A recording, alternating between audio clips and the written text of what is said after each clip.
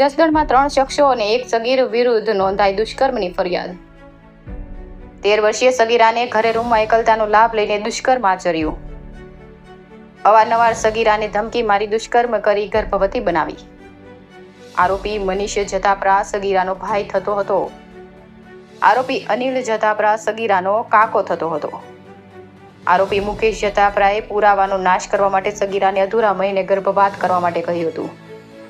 શ્રીજી ક્લિનિકમાં સગીરાનો અધૂરા મહિને ગર્ભપાત કરતા બાળકનો જન્મ થયો।